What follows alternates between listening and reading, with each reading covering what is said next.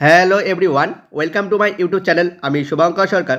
আজকে আমরা বাংলা পেডাগজি ও বাংলা গ্রামারের উপর একটি গুরুত্বপূর্ণ ক্লাস নিয়ে হাজির হয়েছি। ডব্লিউবি প্রাইমারি টেট 2023কে লক্ষ্য করে আজকের এই ক্লাসটি তোমাদের জন্য খুবই গুরুত্বপূর্ণ। তোমরা অনেক দিন ধরে বলছিলে বাংলা গ্রামারের উপর ক্লাস নিতে, তাই আজকে আমরা কিছু প্রশ্ন বাংলা পেডাগজি এবং কিছু প্রশ্ন বাংলা গ্রামার নিয়ে ক্লাসটি শুরু করছি। যারা আমাদের আগের ক্লাসগুলো দেখোনি অবশ্যই ক্লাসগুলো দেখে নিবে। ক্লাসগুলো প্লেলিস্ট বানিয়ে দেওয়া আছে এবং এই ভিডিওর ডেসক্রিপশান বক্সেও কিন্তু তোমরা প্লেলিস্টের লিঙ্ক পেয়ে যাবে। শুরু করা যাক আজকের প্রথম প্রশ্নটা দিয়ে। কি আছে দেখে নেওয়া যাক। দেখো, 1 নাম্বার প্রশ্ন, ব্যাস বাক্যের অপর নাম কি? অপশান এতে আছে যৌগিক বাক্য, অপশান বিতে আছে সরল বাক্য, অপশান সিতে আছে জটিল বাক্য, অপশান ডিতে আছে বিগ্রহ বাক্য। তোমরা ঝটপট তোমাদের উত্তর কমেন্ট করে জানাবে। সিরিয়াল নাম্বার মেনটেন করে উত্তরটা করবে, তারপর আমার উত্তরের সঙ্গে মিলিয়ে নাও কোনটা উত্তর হবে। তো দেখো, ব্যাস বাক্যের অপর নাম কি? ঝটপট উত্তর করার চেষ্টা করো। ব্যাস বাক্যের অপর নাম কি?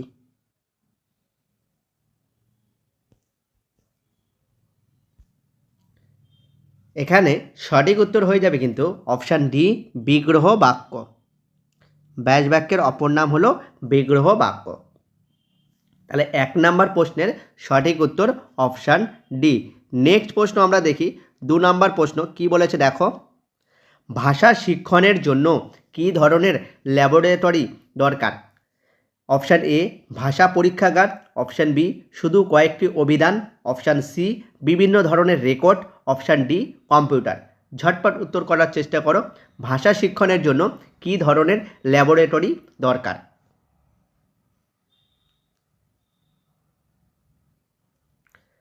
এখানে কিন্তু সঠিক উত্তরটি হয়ে যাবে অপশান এ, ভাষা পরীক্ষাগার। ভাষা পরীক্ষাগারে কিন্তু আমরা ভাষা শিখনের সমস্ত যে জিনিসগুলো দরকার সেটা কিন্তু ভাষা পরীক্ষাগারেই পাবো। শুধুমাত্র কয়েকটি অভিধান পড়লে কিন্তু ভাষা শিখনটা হবে না, বা বিভিন্ন ধরনের রেকর্ড করলেও হবে না, কম্পিউটার থেকেও কিন্তু আসবে না। ভাষা পরীক্ষাগার এমন একটা ল্যাবরেটরি যেখানে কিন্তু ভাষা শিক্ষণের সব কিছুই আমরা সেখান থেকে পেয়ে যাব। তাহলে 2 নাম্বার প্রশ্নের সঠিক উত্তর কিন্তু অপশান এ। নেক্সট প্রশ্ন 3 নাম্বার প্রশ্ন, নিচের কোন সহকারী পাঠ্যক্রম ভাষা শিক্ষায় সহযোগী ভূমিকা নেয়? সহকারী পাঠ্যক্রম বলেছে, খুবই গুরুত্বপূর্ণ একটা প্রশ্ন তোমাদের জন্য। ভাষা শিক্ষার বা ভাষা শিক্ষায় কোন সহকারী পাঠ্যক্রমটা সবচেয়ে বেশি ভূমিকা নেয়, সহযোগী হিসেবে ভূমিকা নেয়? অপশান এ কোনো ঘটনার বর্ণনা, অপশান বি পুরনো পাঠকে মনে করা, অপশান সি সঙ্গীত ও আবৃত্তি, অপশান ডি ভাষা চর্চা। কোনটা সহকারী পাঠ হিসেবে কিন্তু ভূমিকা নেয়? ঝটপট উত্তর করার চেষ্টা করো 3 নাম্বার প্রশ্নের। দেখো, কোনো ঘটনার বর্ণনা করলে তুমি ভাষাটাকে বর্ণনা করছো। ভাষা চর্চা বা ভাষা শিক্ষা, ভাষা শিক্ষা হলে ভাষার 4টা স্কিলকেই কিন্তু মেনটেন করতে হবে, সেরকম ব্যাপারটা, ঠিক আছে? তো কোনো ঘটনার বর্ণনা এটা কিন্তু হবে না। পুরনো পাঠকে মনে করা, স্মৃতির ব্যাপারটা আসছে, এটাও কিন্তু উত্তর না। সঙ্গীত ও আবৃত্তি, এইটাই কিন্তু উত্তর। এ কিন্তু সরাসরি কাজ করছে, এ সহকারী হিসেবে কাজ করছে। আর ভাষা চর্চাটা হচ্ছে সহকারী। তুমি যত চর্চা করবে তত তুমি ভাষা শিক্ষা করবে, এটা হলো সহকারী না। এটাই হচ্ছে আসল কারণটা। যত ভাষা চর্চা করবে তত তুমি ভাষা শিক্ষায় সহযোগী ভূমিকা গ্রহণ করবে। কিন্তু যদি সহকারী পাঠ্যক্রম বলে আর সহযোগী বলে তাহলে সঙ্গীত ও আবৃত্তি, ঠিক আছে? অপশান সি কিন্তু উত্তর হয়ে যাবে, সঙ্গীত ও আবৃত্তি। তাহলে এখানে 3 নাম্বার প্রশ্নের সঠিক উত্তর কিন্তু অপশান সি। নেক্সট প্রশ্ন আমরা দেখি 4 নাম্বার প্রশ্ন, বর্ণাত্মক ব্যাকরণকে কি বলা হয়? খুবই গুরুত্বপূর্ণ প্রশ্ন। বর্ণাত্মক ব্যাকরণকে কি বলা হয়ে থাকে? অপশান এ অনুমতি নির্ভর ব্যাকরণ, অপশান বি ব্যবহারিক ব্যাকরণ, অপশান সি প্রশিক্ষণমূলক ব্যাকরণ, অপশান ডি উপরের সবকটি। তো 4 নাম্বার প্রশ্নের সঠিক উত্তর কোনটি হবে? ঝটপট চেষ্টা করো নিজেরা, তারপর উত্তরটা মিলিয়ে নাও। বর্ণাত্মক ব্যাকরণকে বলা হয়ে থাকে ব্যবহারিক ব্যাকরণ। অপশান বিতে আছে সেই উত্তরটা, সেটাই উত্তর হবে ব্যবহারিক ব্যাকরণ। তাহলে বর্ণাত্মক ব্যাকরণের অপর নাম বা আর কিভাবে বলা যেতে পারে তাকে আমরা বলবো ব্যবহারিক ব্যাকরণ। 4 নাম্বার প্রশ্নের সঠিক উত্তর কিন্তু অপশান বি। নেক্সট প্রশ্ন আমরা মুভ করি 5 নাম্বার প্রশ্ন, খুবই সুন্দর একটা প্রশ্ন। বিদ্যালয় পাঠ্যক্রমে মাতৃভাষার গুরুত্ব হলো। বিদ্যালয় পাঠ্যক্রমে মাতৃভাষার গুরুত্বটা কী? অপশান এতে আছে প্রথম পর্যায়ে মাতৃভাষা নিজে একটি বিষয়। অপশান বিতে আছে দ্বিতীয় পর্যায়ে মাতৃভাষা হলো অন্য বিষয় পড়ার মাধ্যম। অপশান সিতে আছে এ বি দুটোই ঠিক। অপশান ডিতে কোনোটিই নয়। তো দেখো এখানে কিন্তু বিদ্যালয় পাঠ্যক্রম বলেছে, প্রাথমিক বা নন প্রাথমিক এমন কিছু বলেনি, বা উঁচু বা নিচু ক্লাসের কথা বলেন। দুটোই আমাকে মেনটেন করতে হবে।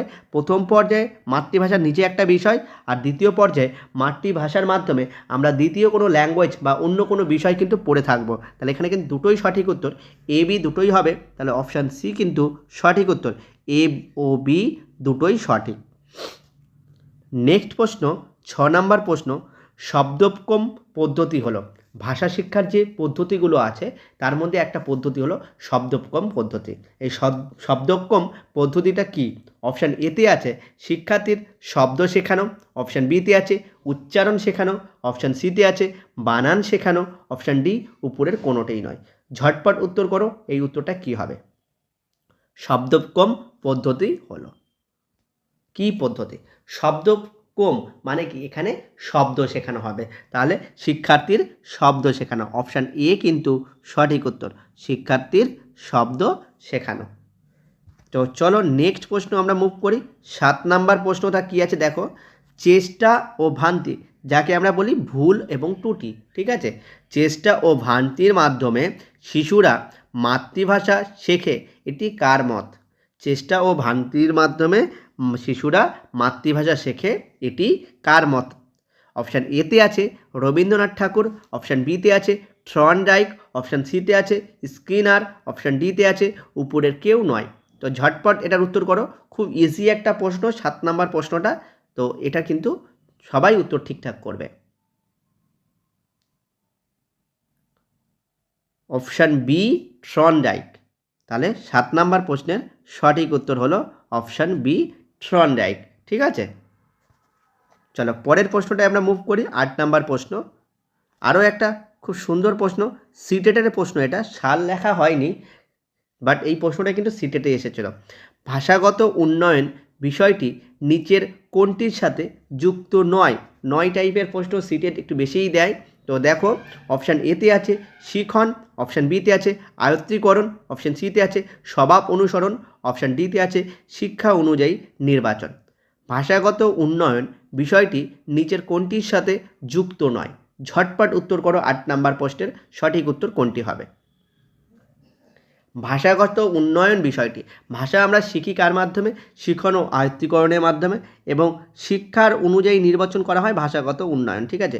কিন্তু স্বভাব অনুসরণ এটা কিন্তু যুক্ত নয়। তাহলে অপশান সিতে যেটা আছে স্বভাব অনুসরণ, সেটাই আমাদের সঠিক উত্তর হয়ে যাবে 8 নাম্বার প্রশ্নের।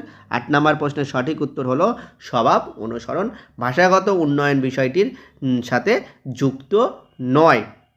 নেক্সট প্রশ্ন, 9 নাম্বার প্রশ্ন কি বলেছে, যদি কোনো ছাত্র শ্রেণীকক্ষে নিষ্ক্রিয় অবস্থায় থাকে তাহলে শিক্ষকের কী করা উচিত? খুবই গুরুত্বপূর্ণ একটা প্রশ্ন তোমাদের জন্য। কী অবস্থায় থাকলো?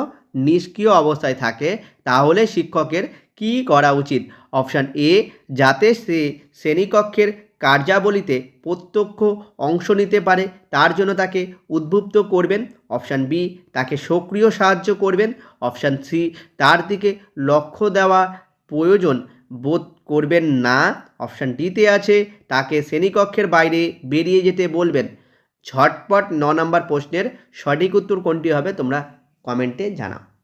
তারপর উত্তরটা মেলাও কোনটা হচ্ছে, তাহলে তোমাদের প্র্যাকটিস কেমন হচ্ছে তোমরা কিন্তু ভালো করে বুঝতে পারবে।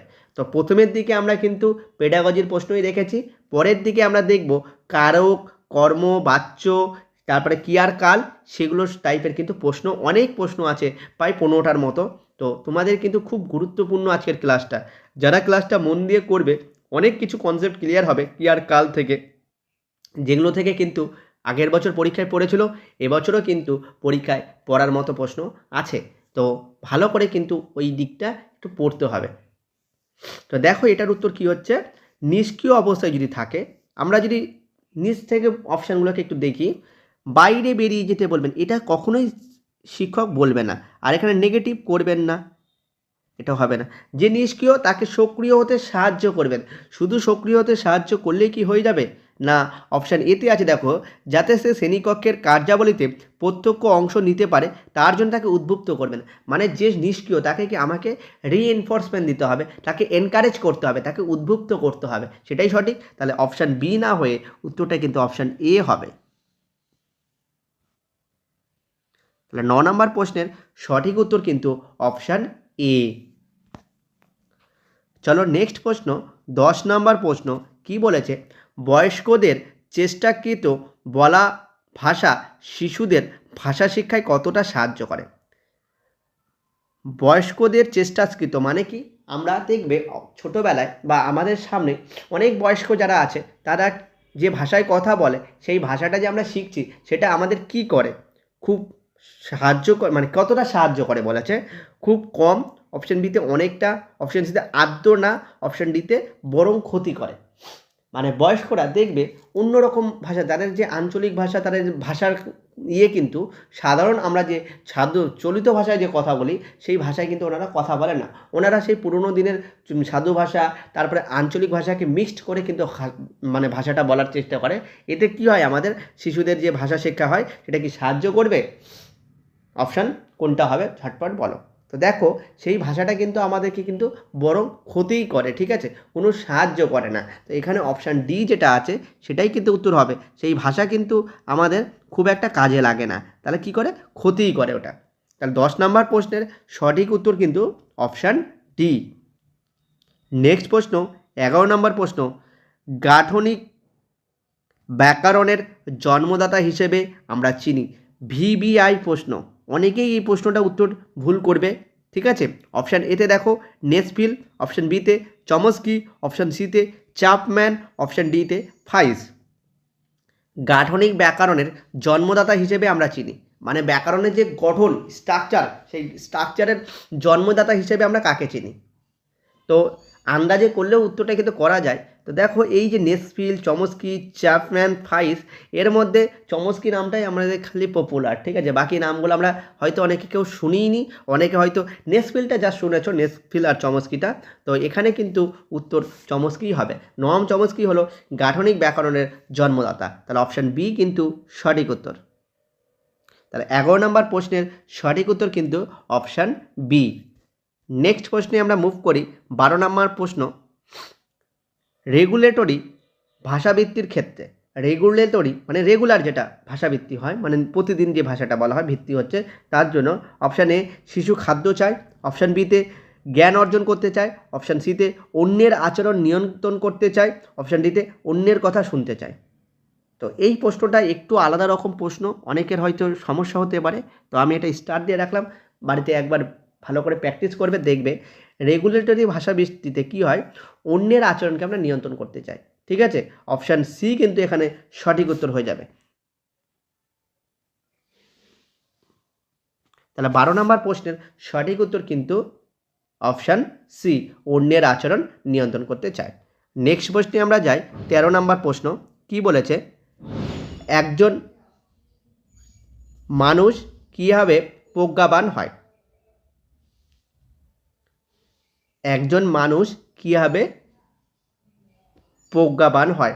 অপশান এ মননের মাধ্যমে, অপশান বি চিন্তনের মাধ্যমে, অপশান সি গভীর মনন ও চিন্তন সহ লেখার মাধ্যমে, অপশান ডি উপরের কোনোটিই নয়।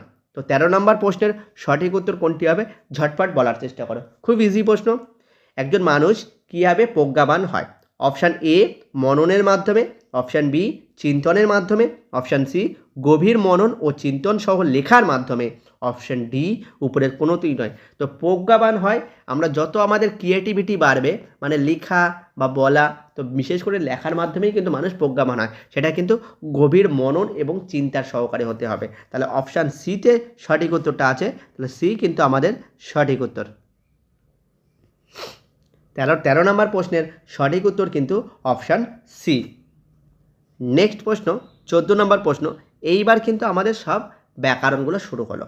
ঘুড়ি উড়ে কোন বাচ্চের উদাহরণ? ঘুড়ি ওড়ে, ঠিক আছে, এটা কোন বাচ্চের উদাহরণ? আমরা জানি কর্তৃবাচ্য, কর্মবাচ্য, এই যে বাচ্যগুলো পড়েছি, তো এটা কোন বাচ্যের উদাহরণ? ঠিক আছে, অপশান এতে কর্তৃবাচ্য, অপশান বিতে কর্মবাচ্য, অপশান সিতে ভাববাচ্য, অপশান ডিতে কর্মকর্তৃবাচ্য।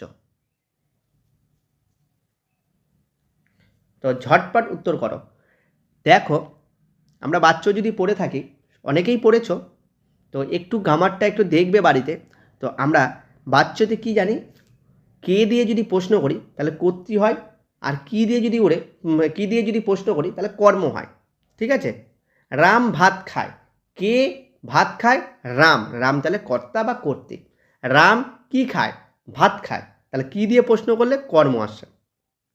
তো দেখো, ঘড়ি ওড়ে, এখানে কোনো জায়গায় কিন্তু বলেনি ঘড়িটাকে ডিনোট করেনি বা ওড়েটাকেও ডিনোট করেনি, এখানে জাস্ট বলেছে কোন বাচ্চার উদাহরণ। তাহলে আমরা এখানে কিন্তু বলে দেব কে উড়ে? ঘুড়ি উড়ে। কি উড়ে? ঘুড়ি উড়ে। ঠিক আছে, এখানে অনেকে বলবে কি উড়ে? ঘুড়ি উড়ে, কর্মবাচ্য কিন্তু টিক মেরে চলে আসবে। তো না, কিন্তু এখানে কিন্তু কোনো কর্তা নেই। তাহলে এখানে কি দিয়ে যদি, কি উড়ে? ঘুড়ি উড়ে। কে উড়ে? ঘুড়ি উড়ে। তাহলে এখানে কিন্তু দুটোই উত্তর পাচ্ছি। এখানে কিন্তু উত্তরটা হবে কর্মকর্তৃবাচ্য। ঠিক আছে, শুধু কর্মবাচ্য যে দিয়ে আসবে তার কিন্তু ভুল হয়ে যাবে। অপশান ডি কিন্তু হয়ে যাবে কর্মকর্তৃবাচ্য। প্রশ্নগুলো একটু অন্যরকম মনে হচ্ছে, কারণ এই প্রশ্নগুলোই পরীক্ষায় আসে আর আমরা ভুল করে আসে। এত সোজা কিন্তু ব্যাকরণ দেয় না যে ব্যাকরণ ঝট করে দেখলেই হবে, একটু ব্যাকরণগুলোকে কিন্তু পড়তে হবে। তো বাচ্চটা কিন্তু তোমরা ভালো করে পড়বে, বাচ্চ থেকে কিন্তু প্রশ্ন আসার মতো। ঠিক আছে, আমি এখানে কিছু এক্সাম্পল লিখেছি যাতে তোমাদের কিছুটা সুবিধা হয়, বাট তোমাদের কিন্তু বাড়িতে এই জিনিসগুলো পড়তে হবে। ঠিক আছে, তাহলে এখানে কিন্তু উত্তরটা হবে কর্মকর্তৃবাচ্য 14 নম্বর প্রশ্নের। নেক্সট প্রশ্নে আমরা মুভ করি।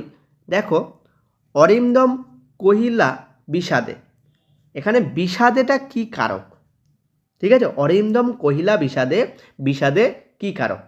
অপশান এতে বলেছে করণ কারক, অপশান বিতে আছে কর্মকারক, অপশান ডিতে আছে উপাদান কারক, অপশান ডিতে আছে কোনোটিই নয়। তো কারকের একটা নিয়ম আছে, সেই নিয়মটা মনে রাখবে, তাহলে কিন্তু কারক পারবে। তো ঝটপট বলো এখানে কি কারক হবে?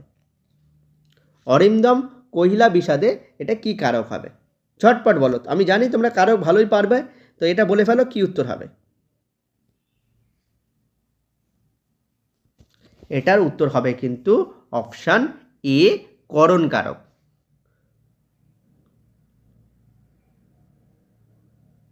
15 নম্বর প্রশ্নের সঠিক উত্তর কিন্তু option A Karan Karak.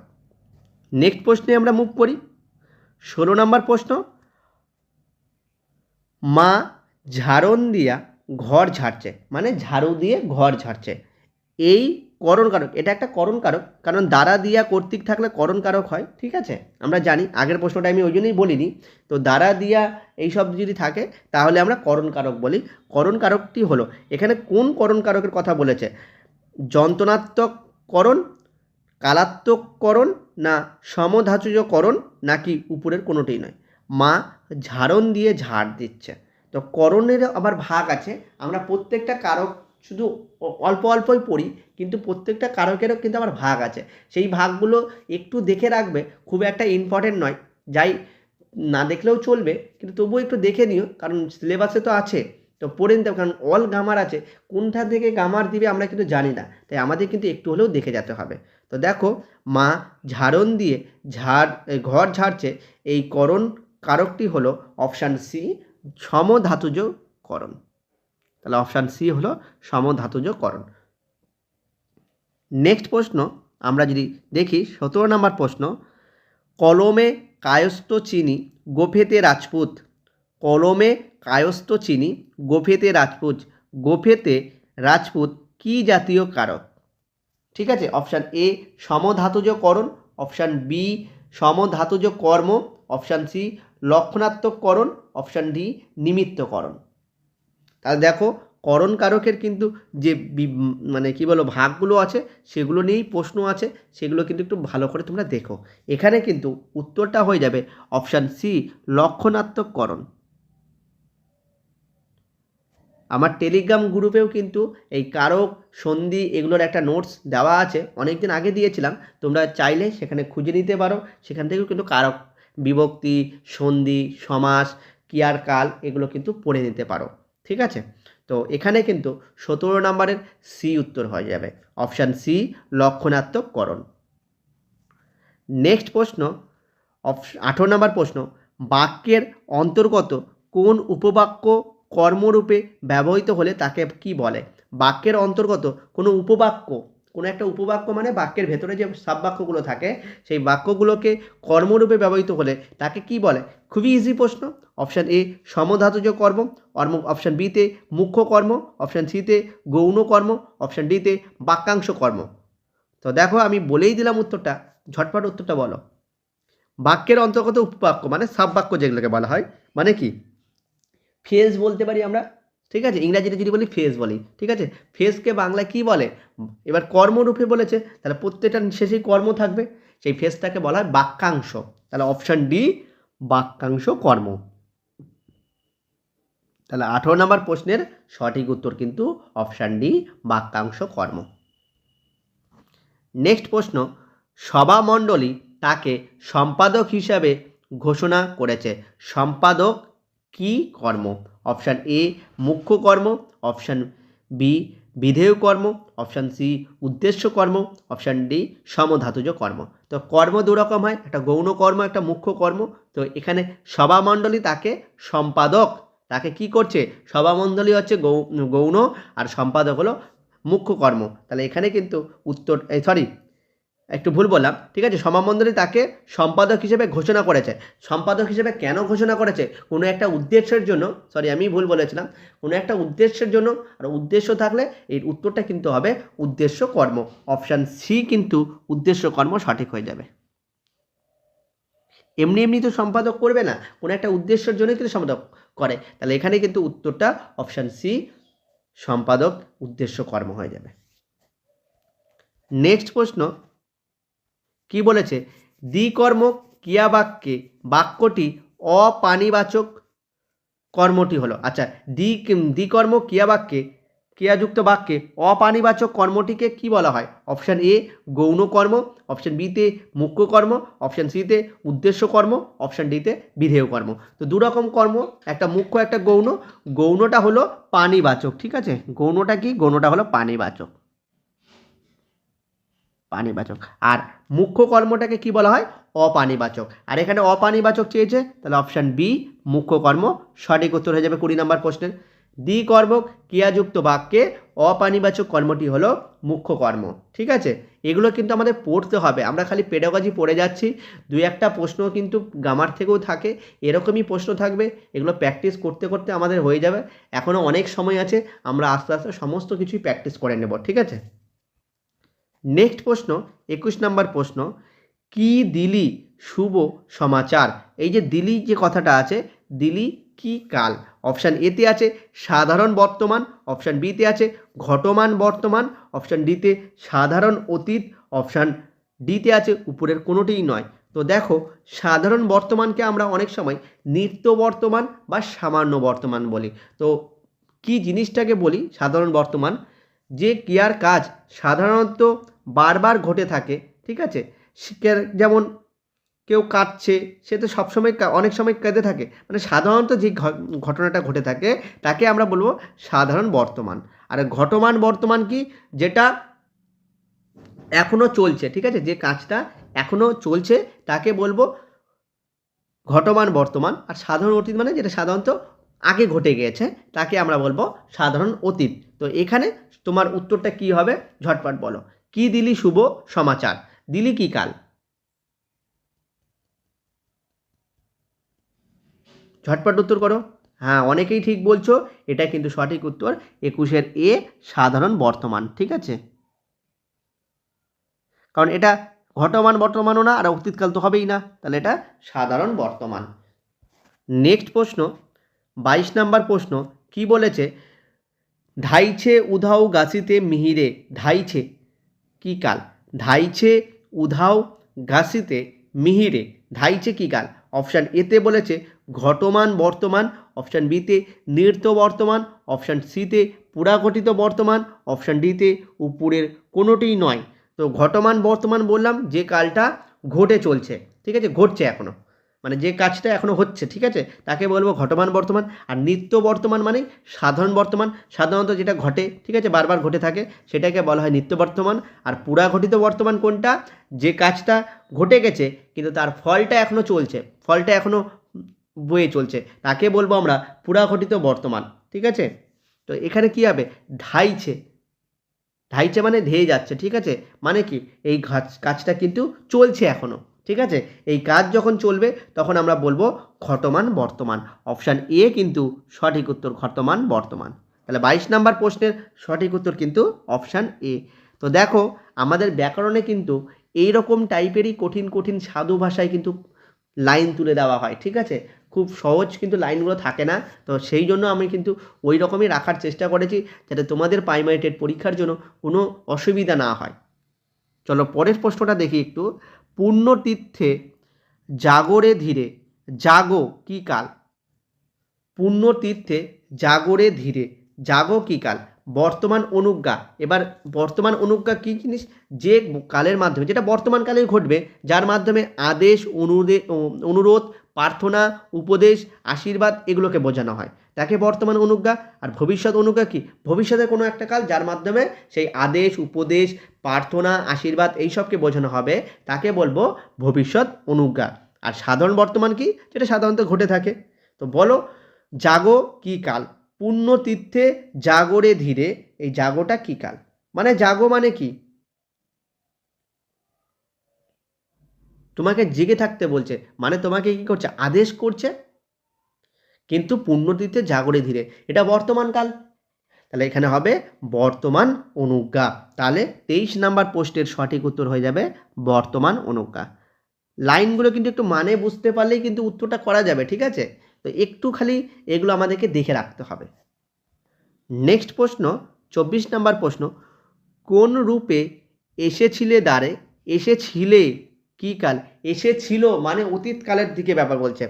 Option A পুরাঘটিত অতীত, অপশান বিতে ঘটমান অতীত, এই ঘটমান বর্তমান, অপশান সিতে আছে নিত্যবিত্ত অতীত, অপশান ডিতে উপরের কোনোটিই নয়। কি রূপে এসেছিলে দ্বারে? তো ঘটমান অতীত মানে কি? অতীতে কিছু সময় ধরিয়ে কোনো কাজ চলছিল, সেটাকেই বলা হচ্ছে কী রূপে এসেছিলে দ্বারে, ঠিক আছে। যেমন আঁকতে ছিল, এসেছিলে, করছিলে, এই সব যদি থাকে তখন কিন্তু আমরা অবশ্যই বলি সেটাকে কি বলি? অপশান এ পুরাঘটিত অতীত, ঠিক আছে। এখানে কিন্তু উত্তরটা হবে 24 নম্বরের পুরাঘটিত অতীত, ঠিক আছে। এসেছিলে, লিখিয়াছিলাম, এই সব যদি থাকে তাহলে কিন্তু পুরাঘটিত অতীত হয়ে যাবে 24-এর এ নাম্বার। নেক্সট প্রশ্ন 25 নাম্বার প্রশ্ন। দেশ দেশান্তরে ছুটছে আজি, ছুটছে কি কাল?